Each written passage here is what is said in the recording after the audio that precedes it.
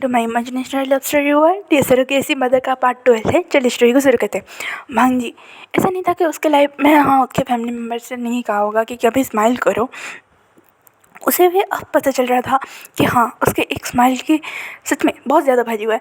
जबकि लाइफ में उसके फैमिली मेम्बर्स के लाइफ में उसने फ़ोन लगाया उसकी मम्मा को। उसने कहा मम मैं घर आ रहा हूँ। ये बात सुनते ही भाई जो मतलब ब्रेकफास्ट टेबल अरेंज हो रहा था, लैनी और लैंडली कर रही थी, वो सारे वो दोनों शौक की भांग जी घर आ रहे। क्या मैंने गलत सुना? तो लैनी ने कहा भांग जी तुम ठीक हो ना? तुमने क्या कहा? तो भांग जी ने कहा मॉम डोंट ओवर रिएक्ट, मैं घर आ रहा हूँ एक फैमिली ब्रेकफास्ट के लिए और कुछ नहीं, मुझे आज बाहर यहाँ पे खाना नहीं है। तो लैनी ने कहा अच्छा ठीक है आ जाओ। तो लैनी और लैंडली दोनों एक दूसरे को देखने लगी। लैंडली ने कहा दीदी आज सच में सुबह हुआ है या फिर मैं सपने में हूँ? तो लैनी ने कहा मुझे भी शौक लगा ये कि वो दोनों शॉकिंग फेस में वहाँ पे बैठ के थे। महंगे आओ बेबी को लेके आ गया और कहा मॉम एंड आप दोनों इतने शौक क्यों दिखा रहे? तो लैनी ने कहा भांग जी ने खुद फ़ोन के बोला है कि वो घर आ रहा है। ये सुनते महंगे भी शौक मैं वहाँ पे बैठ गया था। तभी सारे आसपास आए और कहा तुम तीनों में कहा इतने शौक क्यों लग रहे हो? तो एक साथ ने बोला कि भांग जी का फ़ोन आया था और वो घर आ रहे हैं ब्रेकफास्ट के लिए। ये सुनते ही भाई सच में उन अल्फा को भी शौक लगा था कि वो तीनों शौक में चले गए थे। वहाँ पे सारे स्टाफ ने ये सब सुना कि भांग जी सर ने खुद फ़ोन करके बोला है कि वो घर आ रहे। ये सच में बहुत ज़्यादा रेयर केस है।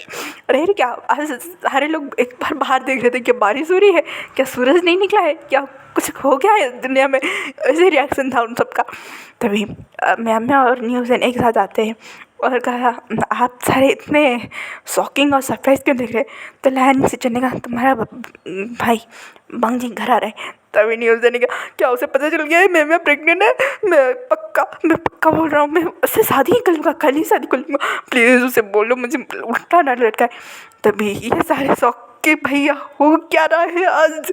तो मैंने ना न्यूज़न को जोर से मारा, कहा गधे उल्लू के पट्टे, किसी को पता भी नहीं होगा ना, तुम्हारी रिएक्शन की वजह से सबको पता चल गया। तो लैंडली ने कहा क्या कहा म्यामा तुम प्रेग्नेंट हो? तो लैंड कुरे ने कहा म्यामा ये क्या है? तो न्यूज़न नील डाउन हो गया, बोला सॉरी मेरी गलती, म्यामा को कुछ मत बोली, मैं जो भी पनिशमेंट होगा मैं सब भुगतने के लिए तैयार हूँ, मैं पक्का उसे शादी ही कर लूँगा कल। मैंने आज मैरिज रजिस्टर में शादी करके आ चुका। ये सुनते ही सारे फैमिली मेम्बर शॉक कि भाई ये क्या हो रहा है, मतलब क्या हो रहा है आज? सच में कुछ ना कुछ तो होगा इस अर्थ में।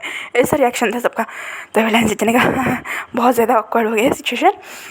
न्यूज़न मैम यहाँ आके बैठो, वांग जी आने वाला है, उसके बाद हम बात करते हैं। मैंने स्वयं को मैसेज कर दिया, वो भी आ जाएगा, ठीक है काम डाउन बैठो।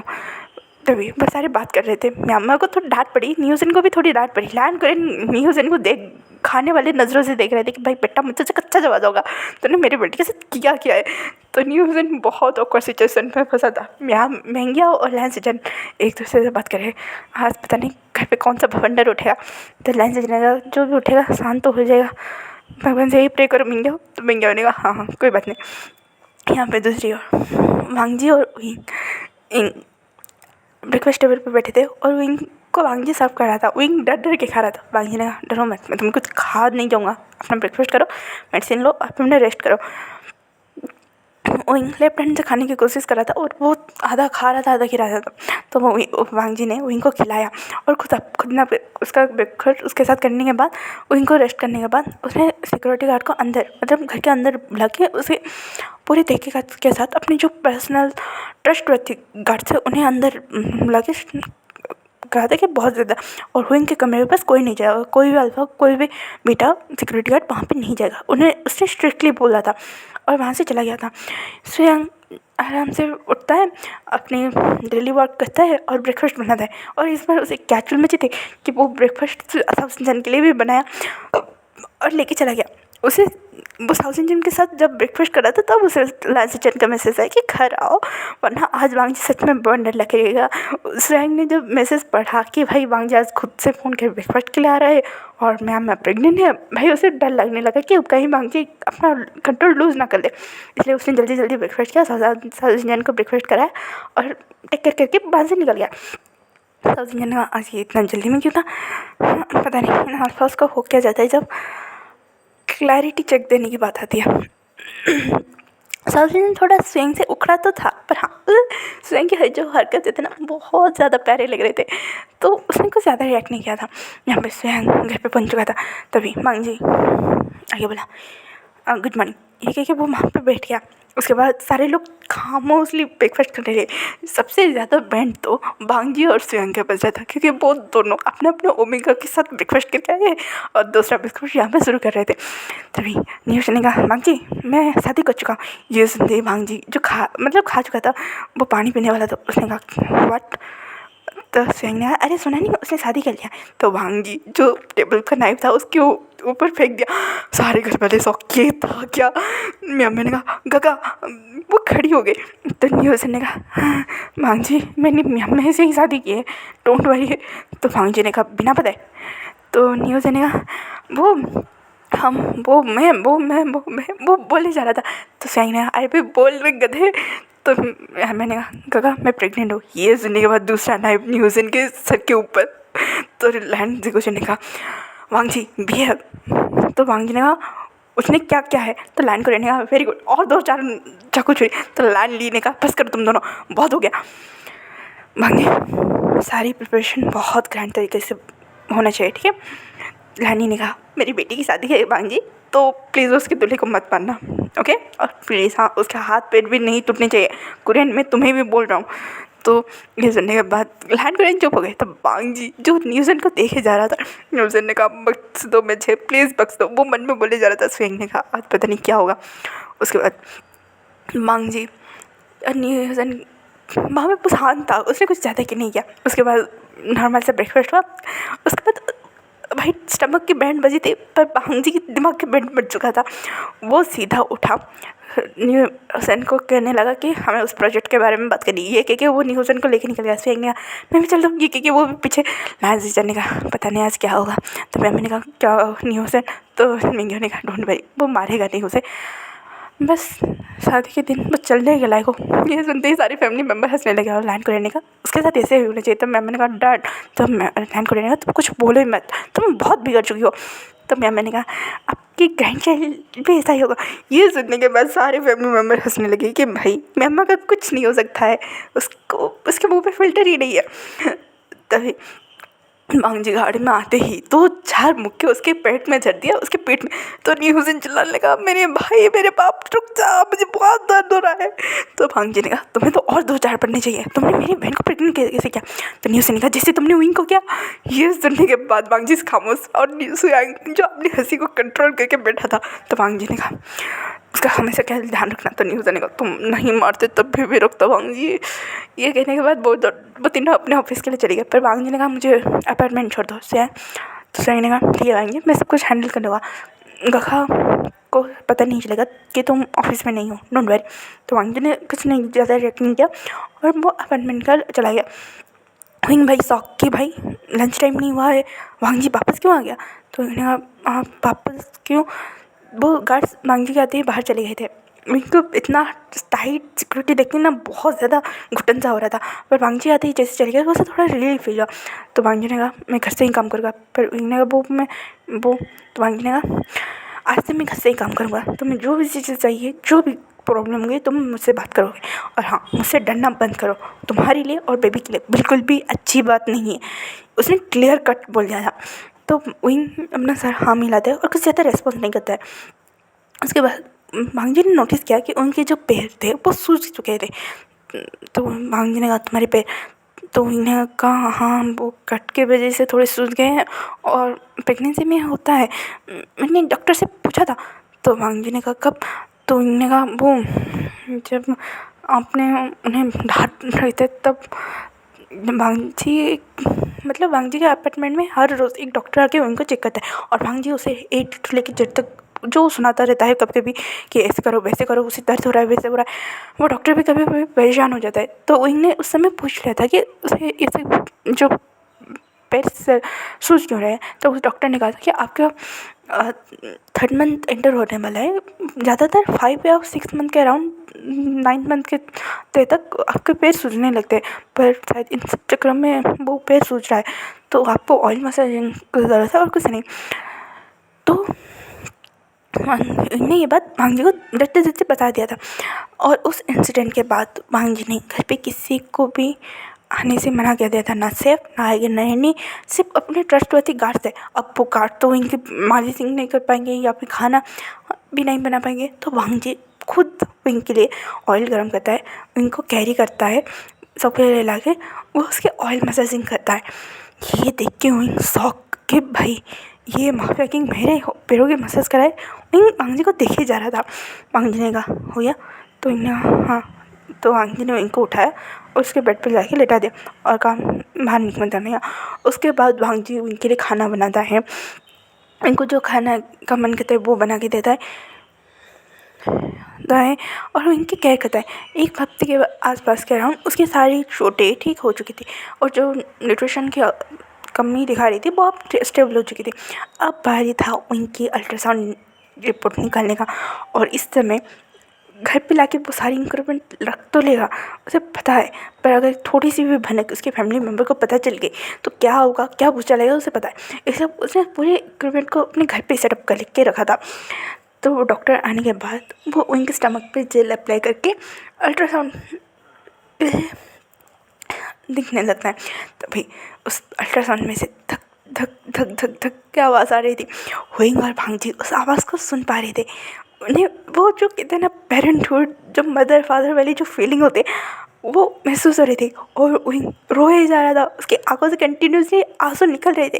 भांग जी सिर्फ उस जो छोटा सा मटर के दाने जैसा जो था उसे नोटिस कर रहा था, और उसमें से आवाज़ आ रही थी, वो जान पा रहा था क्योंकि वो बाउंस कर रहा था। डॉक्टर ने दिखाया और कहा ये बेबी है, वो हेल्दी है। वो दोनों देख रहे थे कि वो 3 मंथ का बेबी कैसे ग्रो हो रहा है, वो कैसा है, वो मटर के दाने से भी थोड़ा ज़्यादा बड़ा होगा, मतलब है कुछ तो है, उन्हें पता चल रहा था।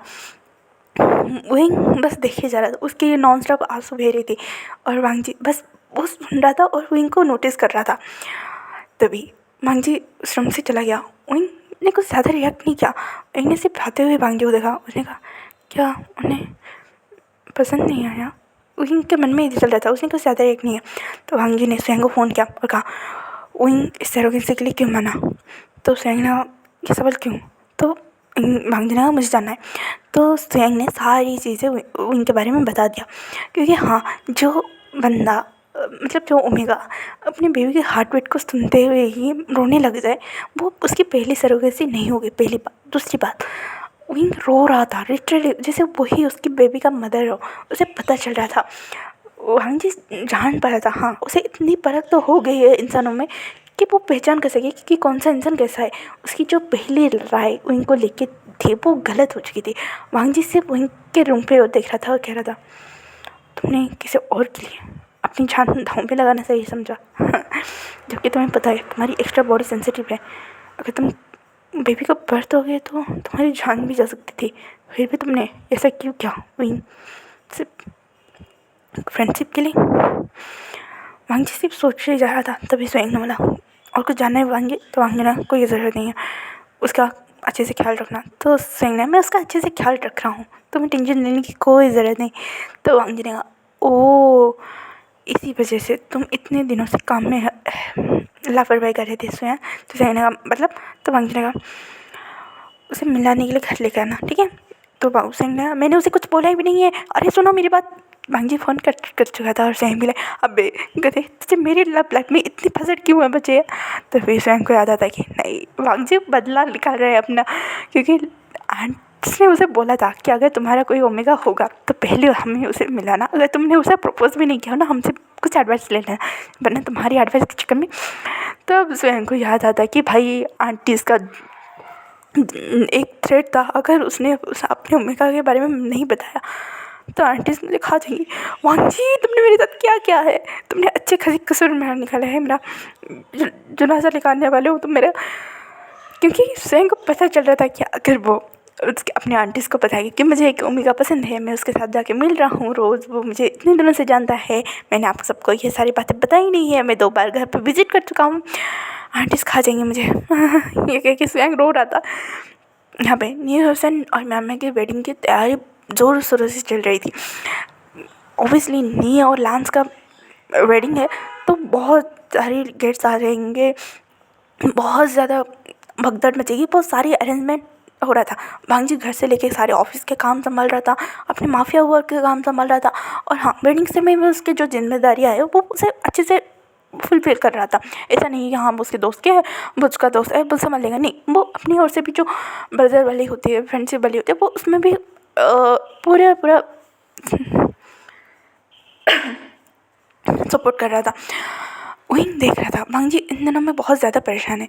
विंग ने बहुत हिम्मत जुटा के डिनर टाइम पे पूछ लिया कि कोई प्रॉब्लम है, तो भांजी ने कहा नहीं, क्यों क्या हुआ, तो विंग ने कहा वो आप थोड़े टेंशन में लग रहे हो, तो भांजी ने कहा मेरी बहन की शादी है, तो विंग ने कहा वाह कंग्रेचुलेशन, आपने उनके लिए गिफ्ट प्लान किया है, तो भांजी ने कहा गिफ्ट क्यों, तो विंग ने कहा अरे आपको पता नहीं, जब बहन शादी कर देना तो उसे एक एक्साइटमेंट होता है कि उसकी फैमिली में और उसे कुछ ना कुछ देंगे। हाँ फैमिली की ओर से गिफ्ट तो जाता है, पर हाँ पर्सनली गिफ्ट जो सेपरेटली देते हैं ना वो उसे अच्छा लगता है।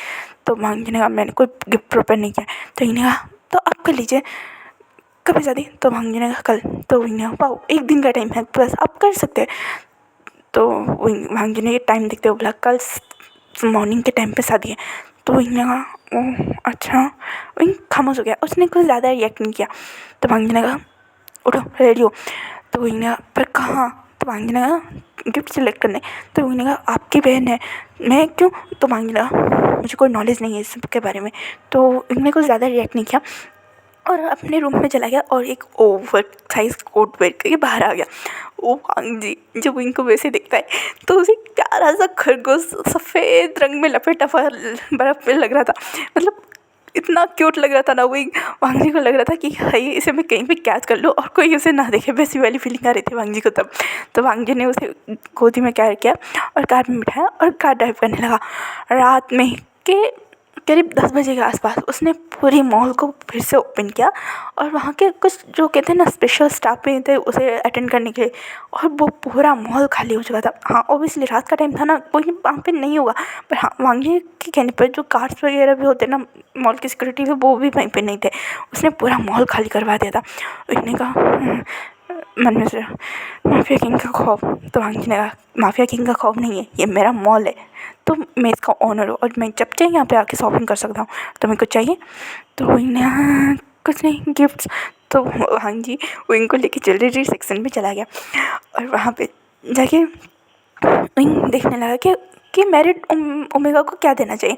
तभी उसे एक ब्रेसलेट पसंद आया, वो कपल ब्रेसलेट था, तो उसने विंग ने कहा ये ठीक होगा, तो वांग ने उसे पैक करने के लिए बोला और विंग वहाँ पे वेट करने लगा। विंग की नज़र एक पेंडेंट पे आके रुकी थी, एक कपल पेंडेंट पे, बहुत ही प्यारा सा, मतलब क्यूट सा पेंडेंट था वो, उस पर आके रुकी थी। विंग उसे देखे जा रहा था, वांगजी ने उसे नोटिस किया, तो वांगजी ने कहा क्या तुमको चाहिए, तो विंग ने कहा नहीं कुछ नहीं। तो उसके बाद उसने विंग वहाँ से गिफ्ट बॉक्स लेके वहाँ से नीचे न जाने लगा, तभी वांगजी ने उस स्टाफ से इशारा में कुछ कहा, उस स्टाफ ने वहाँ की जो लॉकेट जो पेंडेंट लॉकेट था उससे मिलता जुलता एक रिंग भी बना लिया था, उसे पैक करा के उसने वांगजी को दे दिया। तो वांगजी ने कहा मैंने पेंडेंट मंगा था, तो उस स्टाफ ने कहा पर ये लॉकेट के साथ आता है, पूरा सेट है इसका। तो वांगजी ने कुछ ज़्यादा रिएक्ट नहीं किया, उसे पैक करा के चला गया था वहाँ से, और वहाँ से निकल चुके थे। और आने के बाद वो अपने रूम में जाके सोच रहा था, हाँ उसकी जो क्रेविंग्स थे वो थोड़ी सी कम हो चुकी थी, हाँ उसके वियर्ड फूड हैबिट नहीं गए थे वो परमानेंट थे।